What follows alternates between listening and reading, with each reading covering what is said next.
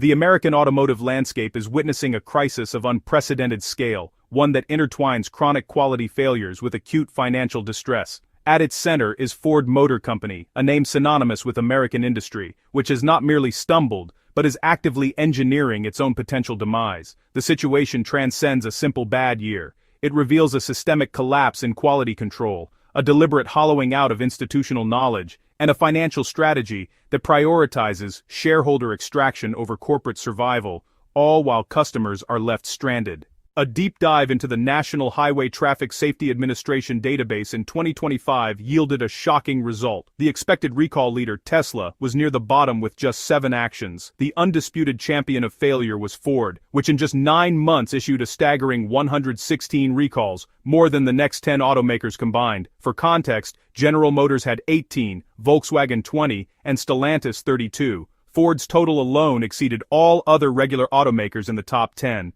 This obliterated the previous industry record of 77 recalls, set by GM during its deadly 2014 ignition switch crisis. Ford surpassed that decade-old benchmark by 45%, recalling approximately 9.5 million vehicles, nearly matching its global sales from the previous 2 years. The defects are severe: sudden brake failure, vehicle fires, instrument panels going dark at highway speeds, and airbag malfunctions. Alarmingly, 26 of these recalls were re-recalls, representing previously attempted fixes that failed, a number that alone exceeds most competitors' total annual recalls. When a single company accounts for 38% of all industry safety actions, it has ceased to be a car manufacturer and has become a sprawling, inefficient repair operation. The recall notice is only the beginning of a customer's ordeal. The repair pipeline is fractured at every point. CEO Jim Farley recently admitted that across America, Ford dealerships have roughly 6,000 empty service bays, fully equipped but devoid of mechanics. A critical national technician shortage, affecting 82% of shops, is compounded by dealerships that often deprioritize low-margin warranty work in favor of profitable services, like oil changes. The story of Josh, a farmer with a recalled Ford Raptor, is emblematic. After 9 weeks at a dealership, his truck remained unfixed. The reasons were layered. First, a claimed lack of available lifts despite visible empty bays. Then, a backlog of over 20 vehicles waiting for the same parts. The parts shortage is endemic, as many components are sourced from third-party suppliers who prioritize new vehicle production over recall emergencies. Ford's own quality chief has acknowledged that recall repairs can take months or even more than a year. With the recall count now more than double what it was then, these delays are only intensifying, leaving owners with lost income, mounting debt, and shattered loyalty. The descent can be traced to a single, catastrophic strategic shift: the deliberate and systematic dismantling of its own institutional experience. In pursuit of short-term financial metrics under aggressive cost-cutting regimes, Ford didn't just trim fat, it amputated its corporate nervous system. The company systematically pushed out its most veteran engineers, not through natural attrition, but through targeted campaigns later substantiated by age discrimination lawsuits. Court documents revealed a cold, algorithmic approach, developed with consulting firms, that used birth dates and years of service as proxies for cost. These were not underperformers, they were the keepers of Ford's institutional memory. These engineers with 30 or 40 years of tenure held a holistic understanding of entire vehicle systems that transcended any single component. They possessed a living history of failure. They remembered the supplier whose wiring harness degraded after 7 years, the casting process that always created a weak point under stress, the software glitch that emerged only after 100,000 miles. This deep, tacit knowledge formed an invisible quality control network, preventing the repetition of past mistakes. By replacing this depth of experience with less costly, early career talent, Ford didn't just save on payroll, it erased its own history, shattered the networks of trust and understanding with suppliers, and created a vacuum where lessons already learned would now have to be discovered anew, at the customer's expense, on the road, and through the calamitous recall notices that now define the brand. This strategic exchange, a seasoned engineer for a recent graduate, represents a catastrophic miscalculation in value. The true cost isn't measured merely in salary differentials, but in the deletion of irreplaceable institutional memory. The veteran engineer carries a mental library of decades: which supplier's component failed subtly in cold climates 10 years prior, which manufacturing tolerance, while theoretically acceptable, consistently led to premature wear in fleet vehicles. How a seemingly minor change to a bracket could resonate disastrously through an entire electrical system years later. This knowledge isn't archived in formal reports or CAD models. It exists as lived experience, a deep pattern recognition for failure that acts as a company's immune system. Its removal doesn't create a neutral gap, it creates a vulnerability. Without this human safeguard, new designs are launched based on simulation and theory alone, untested by the hard-won lessons of the past. Consequently, the historic surge in recalls is not a coincidence but a direct outcome.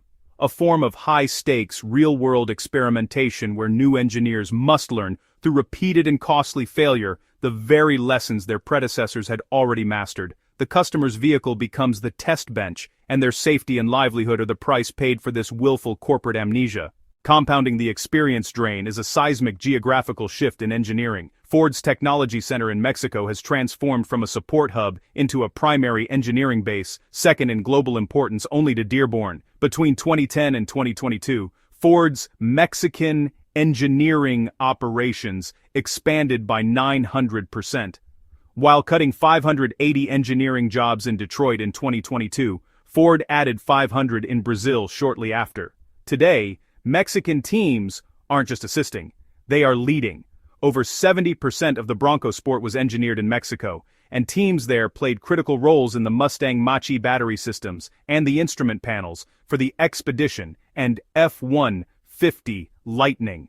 Panels later recalled for going blank while driving. This isn't a commentary on the talent of international engineers, but on the fragmentation of vital, cohesive engineering networks. When core design knowledge and supplier relationships are scattered across borders and cultures, coordination suffers and defects proliferate. The vehicles bearing the brunt of recalls, the Bronco Sport, Mach-E, Lightning, are direct products of this fragmented new paradigm. This is enabled by using a so-called custom metric of adjusted free cash flow that, conveniently leaves out hundreds of millions in severance costs from layoffs and other necessary outflows. In reality, Ford is actually paying out about $500 million more than it generates. Meanwhile, warranty and recall costs have ballooned to $7.8 billion annually. That's more than double GM's and triple Toyota's. The company carries roughly $160 billion in total debt, much of it tied to vehicle loans. To keep sales moving, Ford Credit has started offering lower rates to subprime borrowers, which is honestly a dangerous tactic that feels a lot like what we saw before 2008. The Altman Z-score, which is a key bankruptcy risk model, flags scores below 1.81 as distressed. Ford's score has now fallen to around 1.0, a territory that signals severe financial peril from which, frankly, few companies recover. And yet, the dividend spigot remains wide open. So, who benefits? The Ford family, which controls 40% of voting power with just 2% of the equity, collected over $55 million in dividends last year. The strategy, it seems, is one of value extraction ahead of a potential fall. Look at Tesla. The comparison isn't just embarrassing, it's kind of an autopsy of two totally opposing philosophies. Tesla's recalls are just software updates you get in your sleep. Ford's, on the other hand, are year-long odysseys of waiting for a mechanic and a part that never comes. Tesla builds integrated machines and reinvests every cent. Ford assembles outsourced modules and, honestly, extracts every cent. One is a tech company that makes cars. The other has become a spreadsheet that orders them from suppliers and slaps a blue oval on the grill. The collapse isn't a maybe, it's a when. All it takes is one shock, maybe a downturn that triggers those subprime loans to implode, or a supply chain snap, or, a fleet of cheap, competent Chinese EVs hitting our shores. Any single one of these blows could absolutely shatter Ford's fragile facade. The warning signs are flashing in neon. An Altman Z-score near 1.0 screams severe distress, yet the Ford family keeps cashing dividend checks, funded by $9.6 billion in taxpayer-backed DOE loans. They've seen this playbook before. GM extracted billions pre-2008, collapsed, and stuck the public with the bill. Ford watched, learned,